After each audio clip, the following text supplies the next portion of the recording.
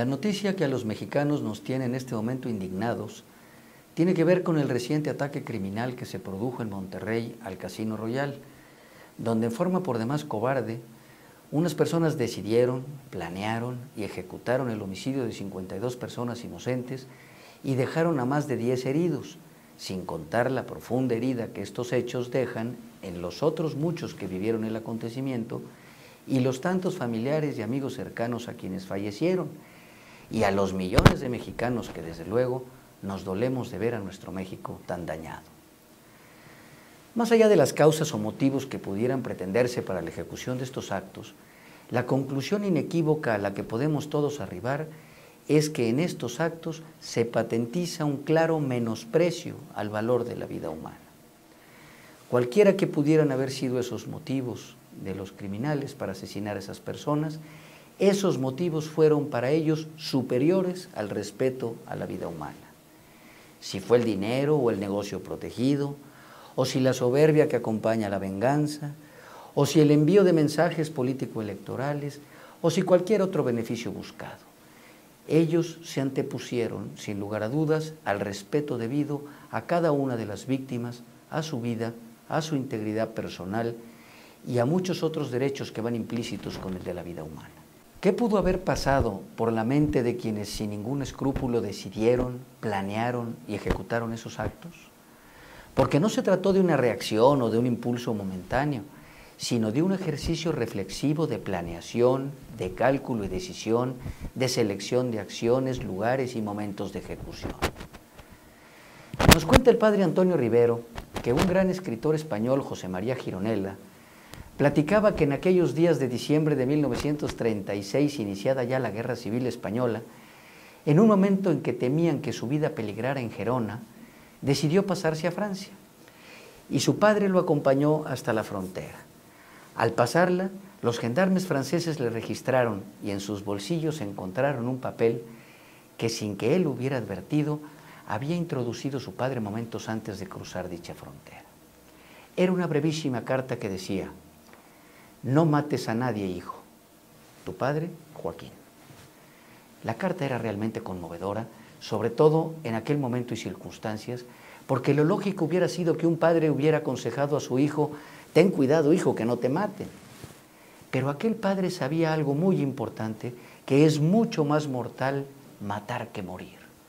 El que mata a otro ser humano queda mucho más muerto, mucho más podrido que el que es asesinado. Por esta razón Dios, cuando los hombres nacemos, desliza en los bolsillos de nuestra conciencia otra carta que dice: no mates a nadie, hijo, tu padre, Dios. Sin embargo, parece ser que quienes perpetraron el espantoso crimen de Monterrey no leyeron esa carta divina, tal vez porque el mundanal ruido de nuestra época ha escrito otra que dice precisamente lo contrario: si te sirve de algo, mata a quien sea.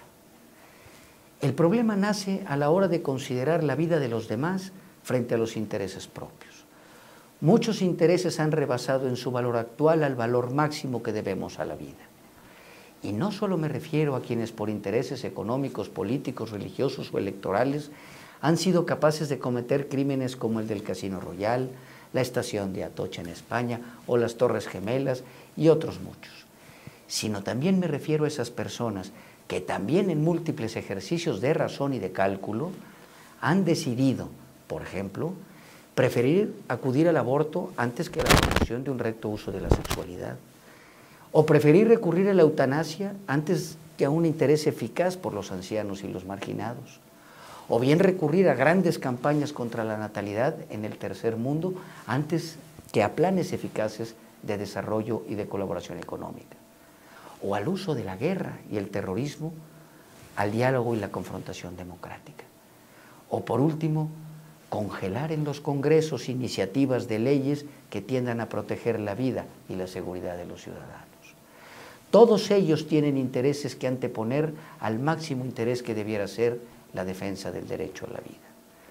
Por esas razones el Papa Juan Pablo II, en su diálogo con los jóvenes en la ciudad de Denver, en Estados Unidos, el día 14 de agosto de 1993, les decía: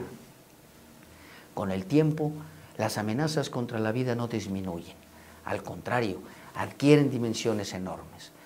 No se trata solo de amenazas procedentes del exterior, de las fuerzas de la naturaleza o de los Caínes que asesinan a los Abeles. No, se trata de amenazas programadas de manera científica y sistemática.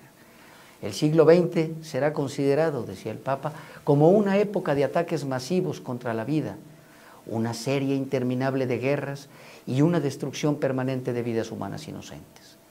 Los falsos profetas y los falsos maestros han logrado el mayor éxito posible. Y es que la gente de hoy se ha olvidado de que el hombre ha sido creado a imagen y semejanza de Dios, y por eso el que levanta la mano contra la vida humana ataca la propiedad de Dios.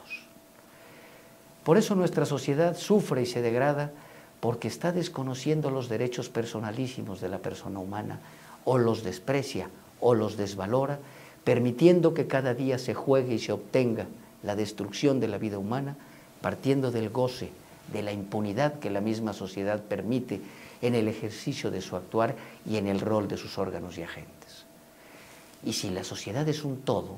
una unidad diferenciada de la suma de sus componentes, cuanto mayor es la determinación y respeto a cada una de sus personalidades, sin que se llegue a la destrucción del todo, más caracterizada y fuerte será la sociedad, porque la fortaleza de sus miembros le darán fuerza y unidad. Y si cada uno de los miembros debilita sus máximos principios, la sociedad será débil porque se vuelve masa, porque aquellos no cuentan, se vuelven objetos inestimados al servicio de la masa. Por tanto, debemos en todo tiempo y lugar reconocer que el hombre es el sujeto fundamental de la sociedad, del derecho y de todo sistema jurídico. Pero más aún, es el sujeto central por cuyo respeto, desarrollo y prosperidad debe moverse toda la vida social y en todas sus disciplinas. Luchemos contra la cultura de la muerte que nos ha salido al encuentro. Hasta la próxima.